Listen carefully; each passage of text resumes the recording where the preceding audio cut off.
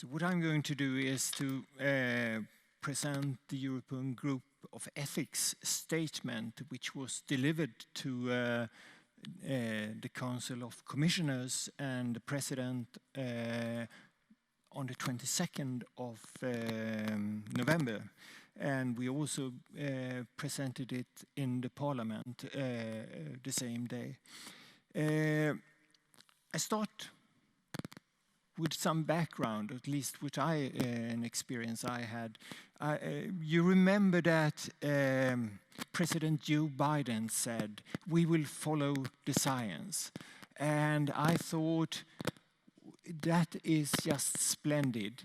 A president who believes in science, what else can you ask for?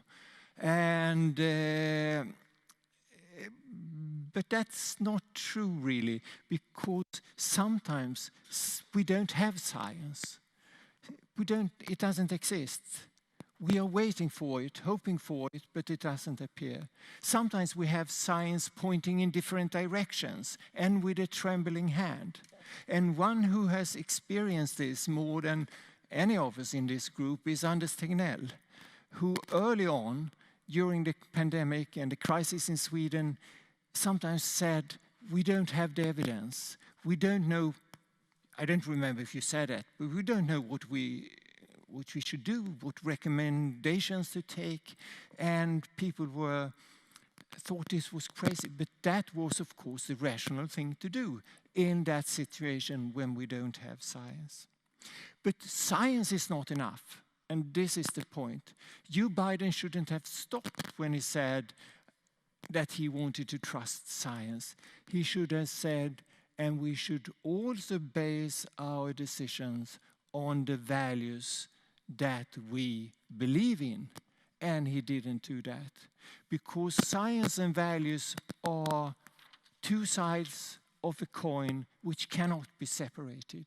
You cannot take decisions without... It doesn't work? You can't take decisions without having values, and you cannot make recommendations without values. So the question is, which values are important in this context? And this is the question that we have been thinking about in the European Group of Ethics, and we wrote this statement then on values in times of crisis, strategic crisis management in the EU. Most of you have probably never heard of European Group of Ethics. So briefly, the European Group on Ethics in Science and New Technologies is an independent, multidisciplinary body which is appointed by the President of the Commission. We are 15 members from 15 countries around Europe, and we have very, very different skills and backgrounds. And we work together on reports, like a report on gene editing, but also statements of this type, which I'm going to talk about now. The background we have heard, we have not one crisis, but we have many crises in the world right now. In Europe, we are thinking of the environment, the war against Ukraine, we have the pandemics, and we have coming pandemics. And we need to be better prepared, says the European Commission and the Union.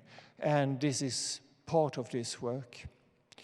We work together, but independently of two other organizations within the Commission.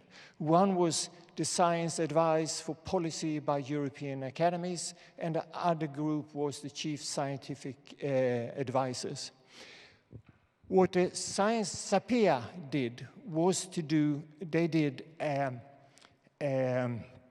scientific review, and some people have talked about the science that and what we know today, but they did a sort of scientific systematic review here, and they found quite a few interesting things, and I can just mention a few of them because they are important.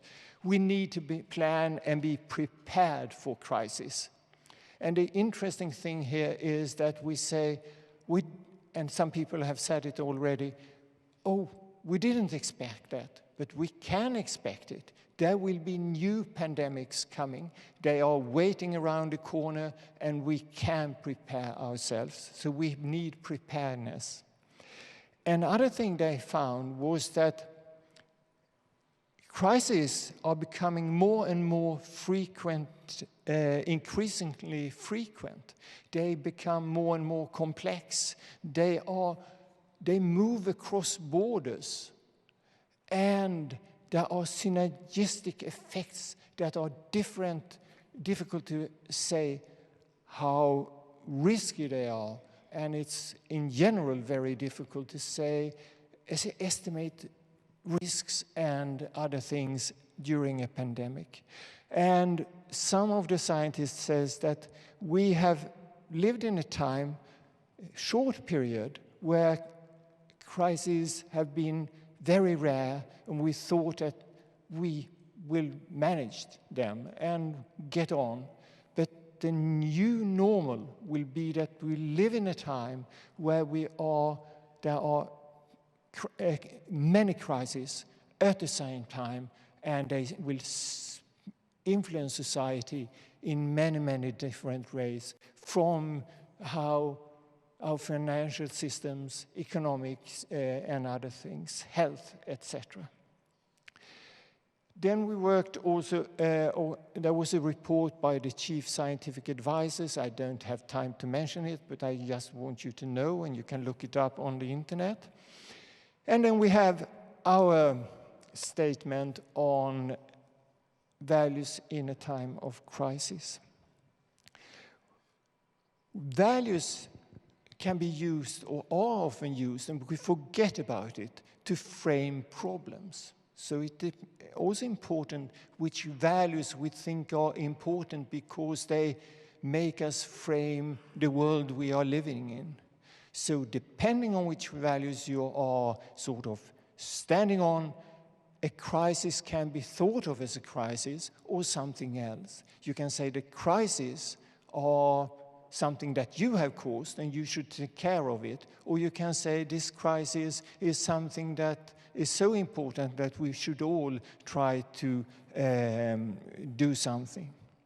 A crisis, the values we have are there also to make things understandable. And they are there because they influence, as I said, our decision making.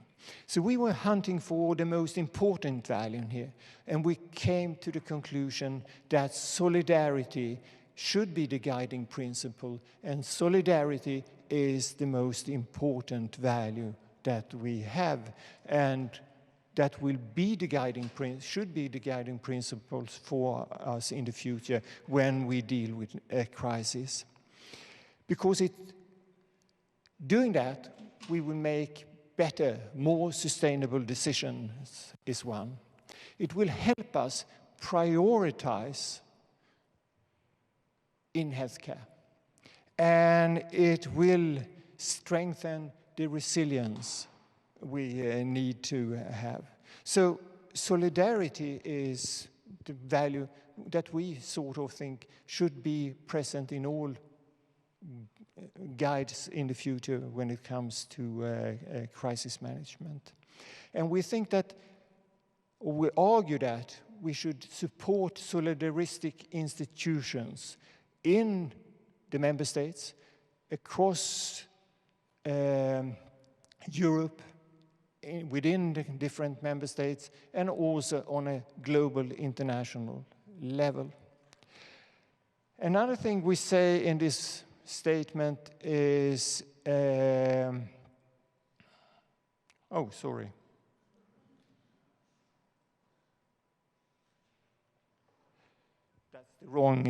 it's the wrong slides, that's why I'm confused. Another thing we say in this, among our recommendations, is that governments have a duty to combat poverty and inequalities. And this is, of course, something that has already been said during the day. In Sweden, we saw that the elderly was not taken care of in the right way during the pandemic. And we saw that immigrants, or some people living in some areas of Sweden, were hurt far more than others. And we need to do this also on a global level, make sure that people are protected from poverty, diseases, violence, and oppression. And that's the only way, we think, to not avoid crisis, but at least live through a crisis. I will finally mention 2 recommendations that are a little bit different from the recommendation to focus on solidarity. And that is one recommendation that says that we need good communication. And I return to Anders Tegnell there, because when you said something, there was always 1 or 2 scientists saying something different, many, many times. And I, as looking at news, reading the news, I was a bit bewildered by this, and I didn't know what to do. And the problem was, of course, that scientists many times took the opportunity to promote their own science, to tell us what they had found. But it was only 1 paper, and there was no systematic analysis of what this knowledge was in the field at that time. And we think this is a problem. I think you agree with me that this is a problem, because it makes decision-making much harder, and it makes me, as an individual, as a citizen, actually a bit bewildered. I don't know what to do. Should I trust them? Should I trust others? Or should I trust someone else? So good communication is utterly important here. In order to, it should be honest, it should be transparent, and it should help us make decisions, take good decisions. And here I think that we are hoping that the codes on research integrity that we have within the European Union will change and say this, and say to scientists, it is your duty to communicate not only what you know, but also what you do not know. The final recommendations I am going to mention is that we also say, of course, and I return to you, Biden, do not only communicate the science you have, but communicate also the values up on which you base their decisions. And I look at Anders again, I'm sorry, but I think there you weren't always, you didn't do it always. You communicated the science, you said what we should do, you gave us recommendations, but sometimes I ask myself, which values do you ground it on? And that we can do much, much better. And doing that, we think, create trust in society and help us understand why we should do something, not just only, as a colleague of mine says, when we should do it and what we should do, but it explains to us why we should do it. So this is the final recommendation I should mention. I think we all agree. When I listened to, I thought I would just repeat what people already said, and I did, up to a point.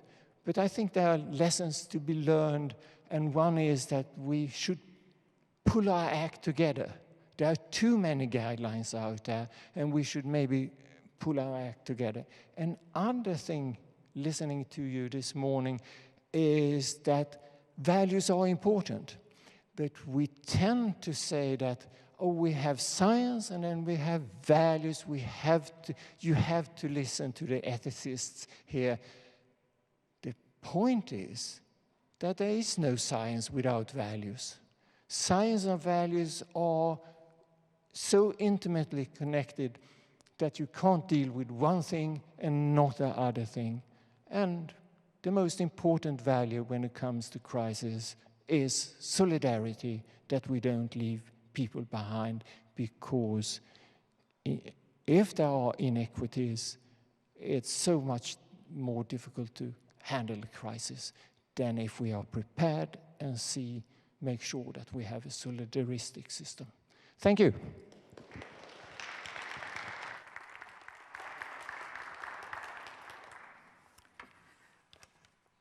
Thank you, Nils-Eric. I would like to put a question on values and the word solidarity. I think the meaning of words is really important, and the word solidarity is a kind of backbone in your report.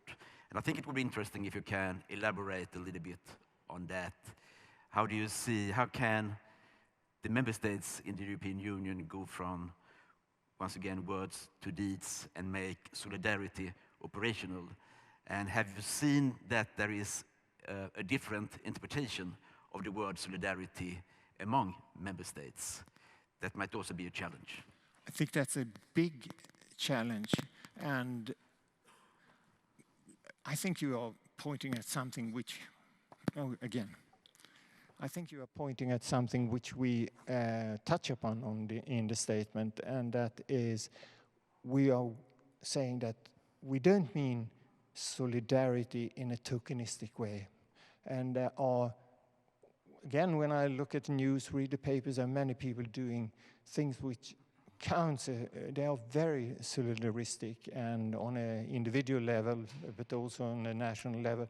But if you listen to the politicians and some policymakers, I feel that they use the word solidarity in a way, and we write about this in the statement, that is really harmful to real serious solidaristic work. So we think that you just have to find the institutions around the world who help people, say in Africa, with vaccine, and you support that because you identify the groups that are worse off, and you say, here we have to do something.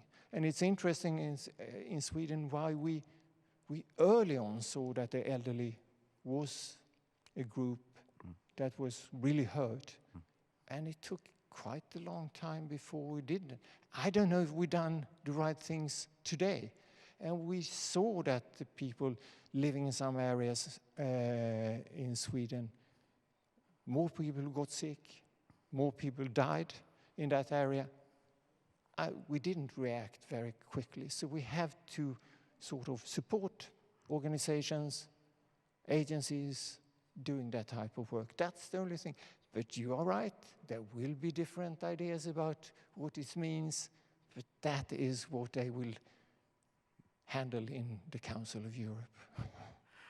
Okay, thank you very much, Nils-Eric.